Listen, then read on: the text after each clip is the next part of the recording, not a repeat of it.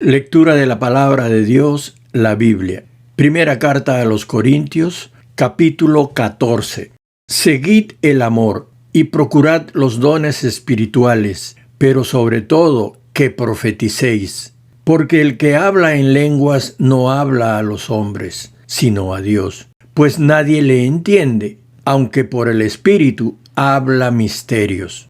Pero el que profetiza habla a los hombres para edificación, exhortación y consolación. El que habla en lengua extraña, a sí mismo se edifica, pero el que profetiza edifica a la iglesia. Así que quisiera que todos vosotros hablaseis en lenguas, pero más que profetizaseis, porque mayor es el que profetiza que el que habla en lenguas, a no ser que las interprete para que la iglesia reciba edificación.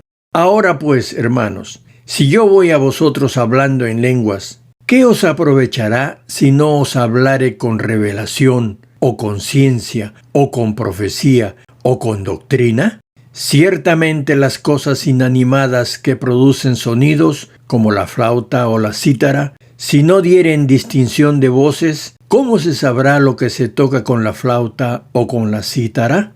Y si la trompeta diere sonido incierto, ¿quién se preparará para la batalla? Así también vosotros, si por la lengua no diereis palabra bien comprensible, ¿cómo se entenderá lo que decís? Porque hablaréis al aire.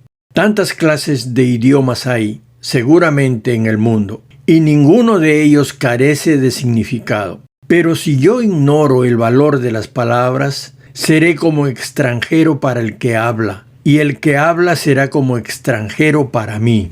Así también vosotros, pues que anheláis dones espirituales, procurad abundar en ellos para edificación de la iglesia.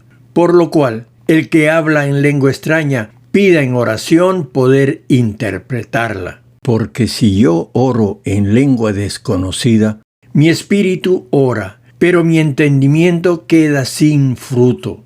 ¿Qué pues? Oraré con el espíritu, pero oraré también con el entendimiento.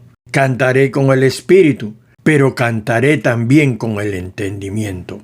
Porque si bendices solo con el espíritu, el que ocupa lugar de simple oyente, ¿cómo dirá el amén a tu acción de gracias? Pues no sabe lo que has dicho. Porque tú, a la verdad, bien das gracias, pero el otro no es edificado. Doy gracias a Dios que hablo en lenguas más que todos vosotros, pero en la iglesia prefiero hablar 5 palabras con mi entendimiento, para enseñar también a otros, que 10,000 palabras en lengua desconocida. Hermanos, no seáis niños en el modo de pensar, sino sed niños en la malicia, pero maduros en el modo de pensar. En la ley está escrito: en otras lenguas y con otros labios hablaré a este pueblo, y ni aun así me oirán, dice el Señor. Así que las lenguas son por señal, no a los creyentes, sino a los incrédulos. Pero la profecía no a los incrédulos, sino a los creyentes. Si pues toda la iglesia se reúne en un solo lugar, y todos hablan en lenguas, y entran indoctos o incrédulos, ¿no dirán que estáis locos? Pero si todos profetizan, y entra algún incrédulo o indocto, por todos es convencido, por todos es juzgado. Lo oculto de su corazón se hace manifiesto, y así postrándose sobre el rostro, adorará a Dios, declarando que verdaderamente Dios está entre vosotros. ¿Qué hay, pues, hermanos? Cuando os reunís, cada uno de vosotros tiene salmo, tiene doctrina, tiene lengua, tiene revelación, tiene interpretación. Hágase todo para edificación. Si habla alguno en lengua extraña, sea esto por 2 o a lo más 3, y por turno, y uno interprete. Y si no hay intérprete, calle en la iglesia y hable para sí mismo y para Dios. Asimismo, los profetas hablen 2 o 3, y los demás juzguen.